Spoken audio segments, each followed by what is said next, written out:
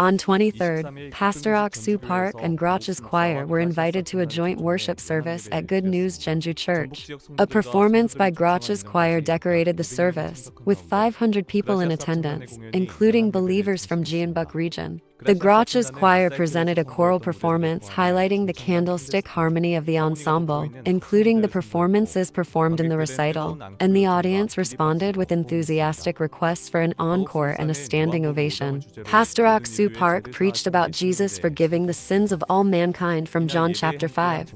The believers from GNM expressed their feelings that they had a happy time with music and the word.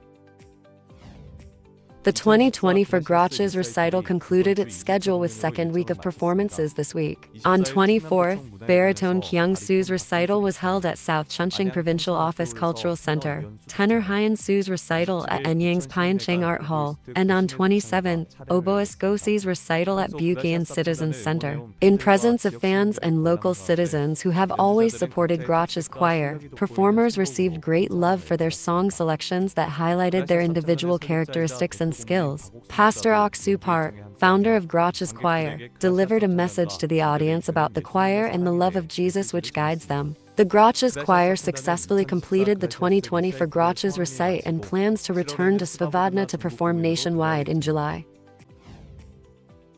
The Korean Culture Day event was held on 22nd at IYF, Johannesburg in South Africa.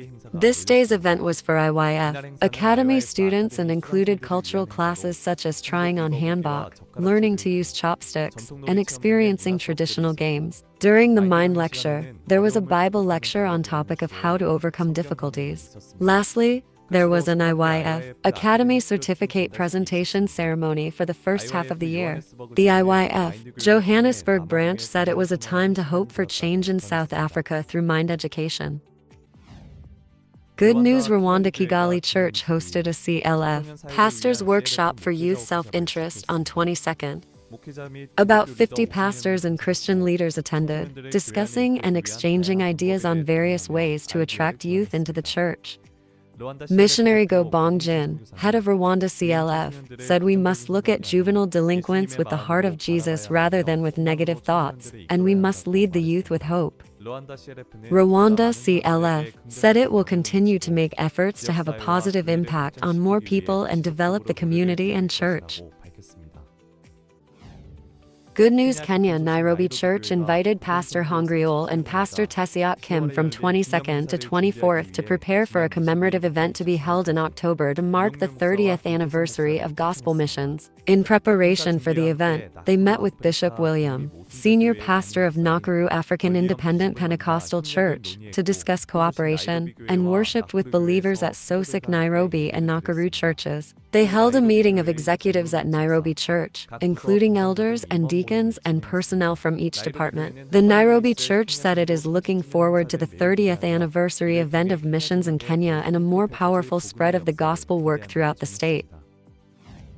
Last week, Bible seminars were held at Good News Incheon Philippine Church and Good News Siachen Church. From 22nd to 23rd, the Incheon Philippine Church held it with Pastor Seo Min Woo of GNM Church as a lecturer, and the believers attended with those who had evangelized through small meetings that had been ongoing.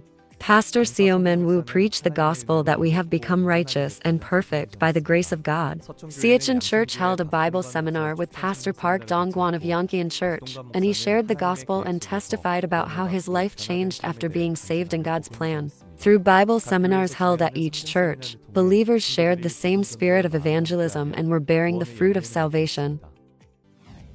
CLF Uganda had a successful June 2024 edition of its monthly CLF Summit. It was held at its newly acquired hall in the heart of Kampala City, where many pastors and Christian leaders that attended expressed a thankful heart towards God with hope that greater works of gospel will arise in the city through CLF. The program had sessions of empowerment talks with this month's guest speakers, Apostle Stephen Sematiko of Nangabo Prayer Center and Bishop Nathan Kibwika of Bethel Tabernacle Church to sharpen and strengthen pastors in their day-to-day ministry activities. The CLF Uganda chairman Reverend James Kim talked about biblical repentance to the Christian leaders, a doctrine that has for a long time been misunderstood in Christianity. However, pastors were left well convinced after the lecture. This month's summit also witnessed awarding of diploma to Bishop Petero Rawaniera of Mutakula after completing a 3-year theological course at the Mahanaim Bible College. CLF. Monthly summits resumes again on July 26.